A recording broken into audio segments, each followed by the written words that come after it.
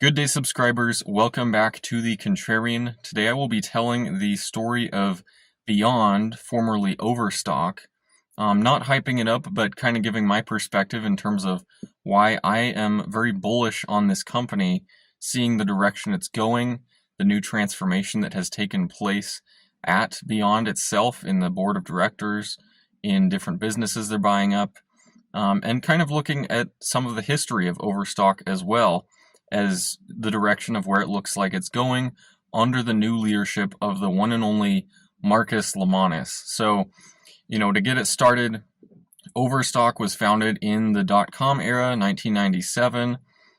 It, was focusing on, as the name sounds, basically selling off excess inventory at discounted prices, and that was their focus. They were primarily an e-commerce business, so at the time, at their founding, they were competing with the likes of Amazon and eBay, and that continues to this day. Obviously, both Amazon and eBay are still in the marketplace, and both of those e-commerce businesses have really grown beyond what Overstock ever got to, but Overstock didn't go away entirely either. It did actually go bankrupt, I believe, about the turn of the century, and then it was restructured, and Patrick Byrne took over as the CEO of Overstock for a decent amount of time, I believe almost 2 decades. They transferred leadership. Patrick Byrne exited as the CEO, and then just recently, Overstock acquired the then bankrupt Bed Bath & Beyond, basically acquiring all of their website, IP, intellectual property, and everything involving the e-commerce side of Bed Bath & Beyond. And so Overstock acquired them about, 8 months ago. It was mid-2023 when this officially happened.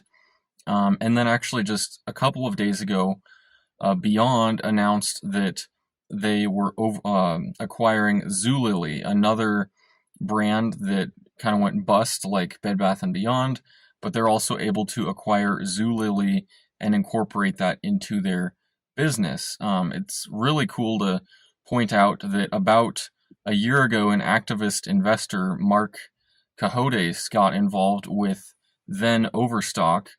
He's a very outspoken investor, oftentimes a short seller actually. He doesn't have that many long positions, but Marc Cohodes had a large position in then Overstock, and then, with the kind of pressure and influence he was able to exert on the board, he was able to get Marcus Lemonis appointed to the chairman of the board on Overstock. And since Marcus Lemonis has been on Overstock's board, now BYON's board, he's really brought in a lot of fresh ideas, just new energy, I would say, new vision for the company as a whole, whereas the previous board maybe was more established, didn't quite have enough reasons for going through with some of these more potentially risky ideas.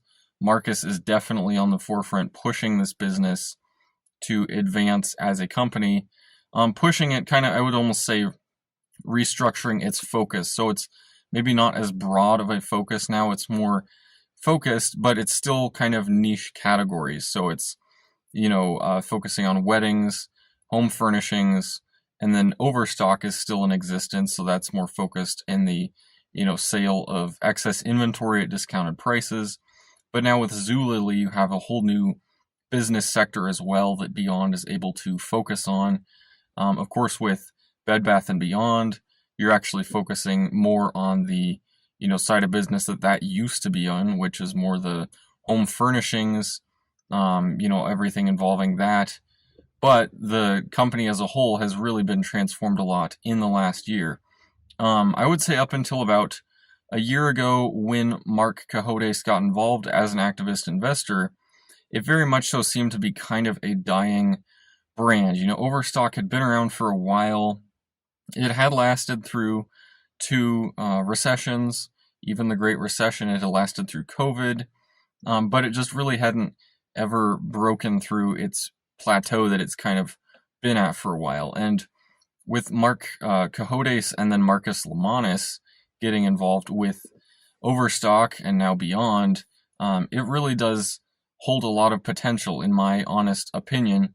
There's a lot of potential they have to really grow their business now, whereas Overstock was kind of always capped at, kind of the niche individual who's looking to find a bargain and willing to go on kind of a sketchy looking site and order something from, a retailer they're not as familiar with. Now you're able to go to Bed Bath & Beyond or Zulily or Overstock, and it just incorporates much more of a consumer base that Overstock really was never able to, reach. They weren't really able to reach the, the wedding business, the home furnishings as much. Definitely nothing like what Zulily focuses on.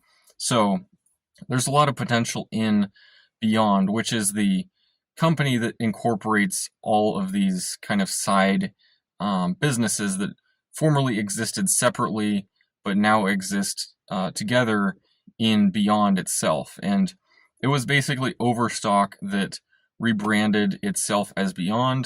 The ticker symbol actually changed about 8 months ago, and it's now ticker symbol BYON. But it has seen a pretty volatile last year.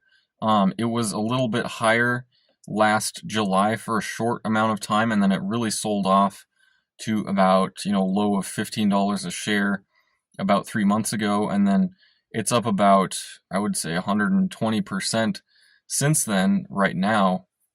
But, looking forward, I stay optimistic on BYON, which I did get into, I believe it was a little bit after it started selling off from that peak it had, but that was after Marc Cohodes got involved as an activist investor, and Marcus Lemonis was really starting to appear in the picture. Marcus Lemonis, by the way, just has so much potential and insight when it comes to revamping businesses.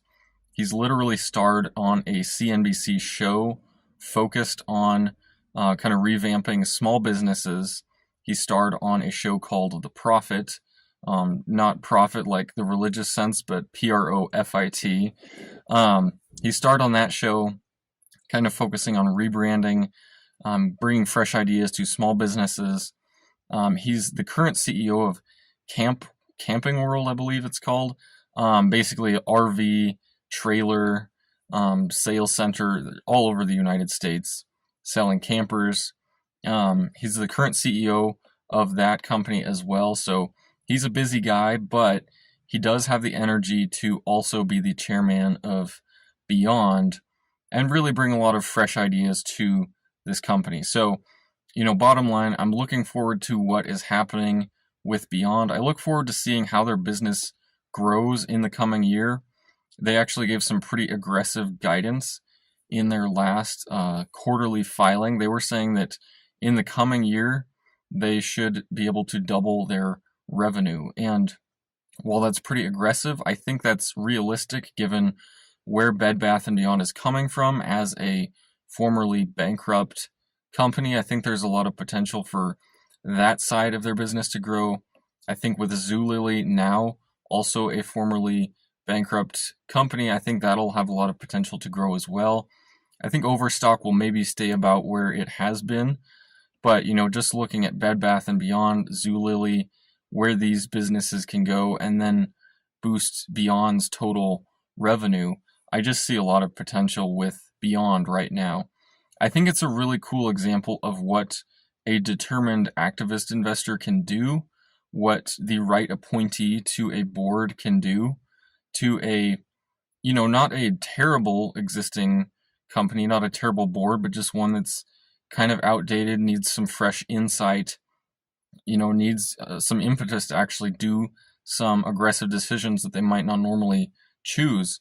I think it's a really cool example of seeing all of these at play, and it's been playing out in the last 6 months or so, give or take, since Marcus Lemonis was put on the board. So all this being said, I'm really optimistic on BYON going forward. I look forward to seeing what lies beyond for them. And I'd like to hear what all of you think about this video in the comment section below. Hope you enjoyed it, and I hope to see all of you again at some point.